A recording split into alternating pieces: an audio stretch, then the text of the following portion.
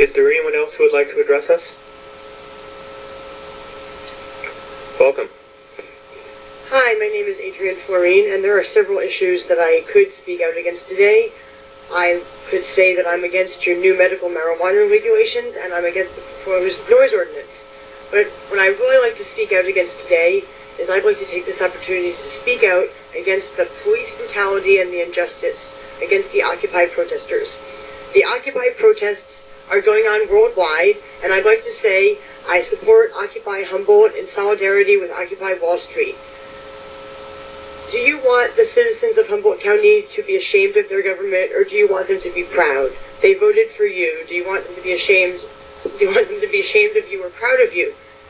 We have a chance to be an example of democracy in Humboldt County. You could be the first county, well, not the first county, but you could be one of the counties in America that says, no, we are not going to use the police to evict the protesters. No, we are not going to send police and riot gear in to evict peaceful protesters. You can say no, and you can say no right now. Or you can join the many states and the many cities and towns and counties around the country and the many countries around the world who are using the police to violently remove the protesters. You have a choice. And the choice determines your future. Because right now, most of the youth around the country and around the world support the Occupy protesters. And the way that the government is treating these protesters is causing the youth to lose faith in their government. It's causing the youth to lose faith in their government. Some people don't even want to vote anymore because they don't think their vote matters. Actually, that applies to a lot of people. And I'd also like to say that there were so many police officers there last night. Is there no other crime in Eureka? Is Eureka so safe that Eureka can afford to have that many police officers just standing there doing nothing and no doubt being paid overtime to do it? Can the taxpayers afford that?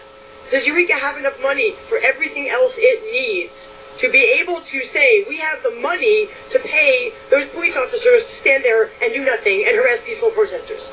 Or does the city need money for other things? Is there other crime in Eureka? I had a friend who parked their car in Old Town and their car was broken into. That seems to happen often, even in the middle of the night. The middle of the night, which is when the police officers were standing there watching the protesters doing nothing. It's a crying shame, and it's an insult to all the people in the neighborhoods that need to be protected by those police. If you're going to use the taxpayers' money to pay the police to do overtime, why don't you have them patrolling the neighborhoods where crime is rampant in Humboldt County? I mean, if you can afford to pay the police overtime to harass the protesters, but there's still prostitutes walking around in Eureka that you can see during the day, during the night, any time of day you can drive down there and see them out in the open. But you can afford to pay the police overtime to harass peaceful protesters, and I think that is morally wrong, and you should be ashamed of yourself. You're setting the wrong example for Humboldt County, and you have a chance to make a difference by setting the right example. You're welcome. Thank you. Next speaker, please.